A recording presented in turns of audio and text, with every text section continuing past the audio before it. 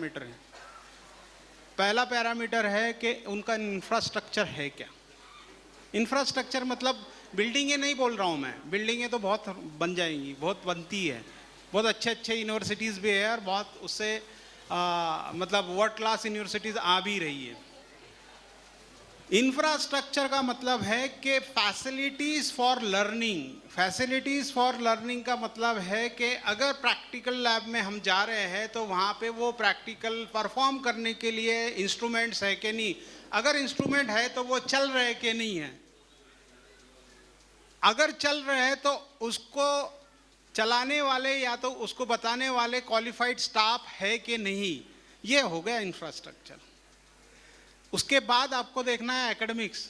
Academics मतलब अभी जो लेटेस्ट चल रहा है, जैसे मान लीजिए डेटा साइंस है, क्लाउड है, इंफॉर्मेशन टेक्नोलॉजी में बहुत सारा रिवोल्यूशन हो रहा है, क्रांति हो गई है, एआई है, आर्टिफिशियल इंटेलिजेंस है, डेटा साइंस है, हर जगह पे आपको ये चीज़ मिल जाएगी, लेकिन वो सही ढंग से पढ़ाने वाले लोग और उस चीज़ को आपको डिलीवर करने वाला इंफ्रास्ट्रक्चर अगर है तो आप सिलेक्ट करो।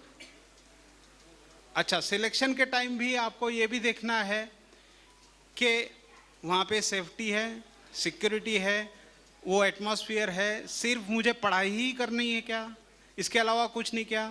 मान लीजिए मैं इंजीनियरिंग की बात कर रहा हूँ क्योंकि मैं इंजीनियरिंग से बिलोंग कर रहा हूँ, 4 साल का इंजीनियरिंग है, तो 4 साल में सिर्फ पढ़ना होता है क्या? नहीं। आपका डिग्री आपको कभी भी नौकरी नहीं देता है। आपका पर्सनैलिटी जो है whole, that will give you the opportunity and success. तो पर्सनैलिटी जो है आपका ग्रूम करने के लिए सिर्फ एकेडमिक्स नहीं, उसके साथ में एक्स्ट्रा करिकुलर एक्टिविटीज़, को करिकुलर एक्टिविटीज़ भी वहाँ पे हो रहे हैं क्या, उनका हिस्ट्री क्या है, ये भी आपको देखना बहुत ज़रूरी है। ये सब सारी चीज़ें देखने के बाद आप डिसीजन लीजिए। अब डिसीजन लेते वक्त हम क्या करते हैं पता है?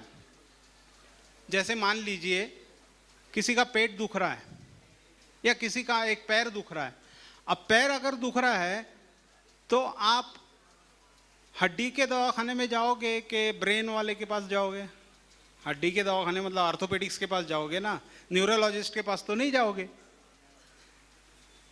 नीम हकीम के पास तो जाना ही नहीं है क्योंकि वो तो क्या बताएगा और क्या कर देगा पता ही नहीं है। तो स्पेशलिस्ट के पास आपको जाना है। अगर कंफ्यूजन कुछ भी है तो स्पेशलिस्ट कहाँ मिलते हैं? ये होते हैं काउंसलर्स।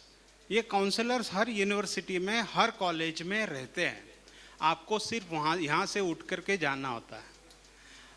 पेरेंट्स जो है हमारे समाज में भी, हर पेरेंट को मेरा यही मतलब आह्वान रहता है, उनको बोलना रहता है कि आपके ज़िंदगी में ये समय या ये डिसीजन लेने का टाइम एक ही बार आता है कि आपके बच्चे को आपको कौन से डायरेक्शन में लेके जाना है।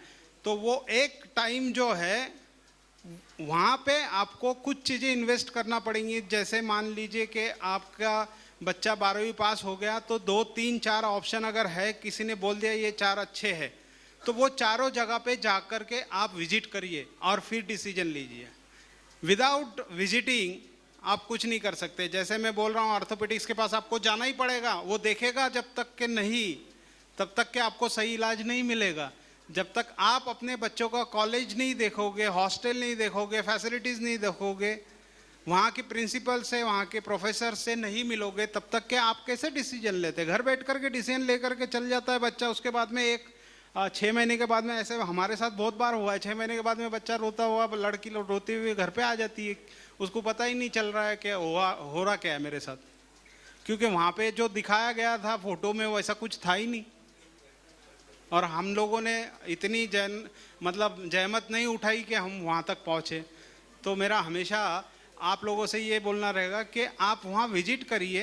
वहाँ विजिट करने के बाद में आपको बहुत सारी पिक्चर क्लियर हो जाती है। जैसे क्लियर हो गया, आप डिसीजन लेकर के, क्योंकि पैसा हम इन्वेस्ट कर रहे हैं। अच्छा, अब और आगे का पॉइंट, पैसे की बात आई तो मैं बता देता हूँ कि स्कॉलरशिप्स आर अवेलेबल। बहुत सारे स्कॉलरशिप्स है। अब मंसूरी पिंजारी समाज के लिए कौन सी स्कॉलरशिप अवेलेबल है? तो सबसे मेन स्कॉलरशिप तो आपकी माइनॉरिटी की है। 25,000 मिलते थे 3-4 साल पहले, अभी 50,000 मिल रहे। किसी भी इंजीनियरिंग कॉलेज का 1,00,000 सवा लाख से ज़्यादा फीस नहीं है।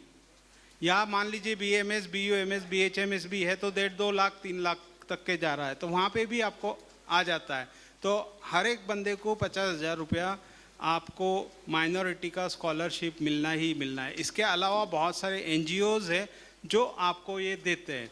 अब मान लीजिए कि वो होने के बावजूद भी हमारा पास इतना पैसा नहीं है, मान लीजिए 1.5 लाख फीस है, 50,000 उधर से आ गया, 1 लाख मैं साल का नहीं दे पा रहा हूँ, तो वो 1 लाख भी आपको बैंक दे सकती है। और बैंक में बहुत कम रेट पे देती है, 3% 4% पे दे देती है।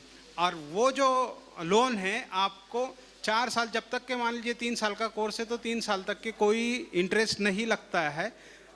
डिग्री कंप्लीट होने के बाद में आपको वो ऑटोमेटिकली इंटरेस्ट लगना शुरू होगा, बच्चा नौकरी लग जाए। मुझे लगता है एक कूलिंग टाइम भी देते वो 1 साल और उसके बाद में इंटरेस्ट रेट चालू होता है और उसके बाद में आपको वो फेडना होता है, लेकिन वो वापस करना ही होता है। तो दीज आर दी थिंग्स। जो बच्चे आए हुए हैं 10वीं और 12वीं के, इनके दिमाग में कुछ क्वेश्चन अगर होगा तो वो पूछ सकते हैं। सिर्फ इंजीनियरिंग ही नहीं, फॉरेंसिक साइंस है, पैरामेडिकल है, डेटा एनालिटिक्स है, MBA है, BBA है, BCA है, n number of options are available. किसी के दिमाग में कुछ चल रहा है क्या? और एक बहुत अच्छा ऑप्शन है BA LLB या BBA LLB। अगर बच्चियां है, लड़कियां है, अगर वो एडवोकेट बनना चाहती है तो 12वीं के बाद में 5 साल का कोर्स है, इंटीग्रेटेड। 3 साल LLB और 3 साल डिग्री, 6 साल करना पड़ते हैं जनरली। लेकिन अगर BBA LLB या BA LLB अगर करते हैं हम लोग तो 1 साल कम हो जाता है, उसको इंटीग्रेटेड कोर्स बोलते हैं। और वो भी, उसकी भी सनद अपनों को मिलती है, 2 डिग्री हो जा रही है, आपकी मास्टर डिग्री भी हो जा रही है उसमें, और उसकी फीस भी कम है अगर साइंस में नहीं जाना है तो। या फिर कॉमर्स में जाना है तो फिर कोई दिक्कत ही नहीं है, BCom है, अब टैली है। BCom में मुझे लगता है कॉमर्स में और भी वर्टिकल्स आ चुके हैं, SACL हैं। You want to speak something? 1-2 minute. यहाँ तक के मैंने अपना काम कर दिया हूँ। My number and my availability is always भी देयर। मतलब मैं हमेशा अवेलेबल हूँ यहाँ पे। नासिक से 2-2.5 घंटे 3 घंटे में यहाँ पहुँच सकता हूँ। और नंबर तो आरिफ सर के पास है, आरिफ अली साहब के पास। इसके आगे 1-2-4-5 मिनट के लिए अगर आर्यन सर अगर आकर के कुछ बात करते हैं, उनका इंट्रोडक्शन अगर करना है तो लंदन से उन्होंने PG किया हुआ है और पिछले 2 साल से संदीप यूनिवर्सिटी की बैक एंड से कमांड वो देख रहे हैं। हर जगह पे पहुंचने की कोशिश करते, young and dynamic. I don't think the law and will stop now, so please come sir.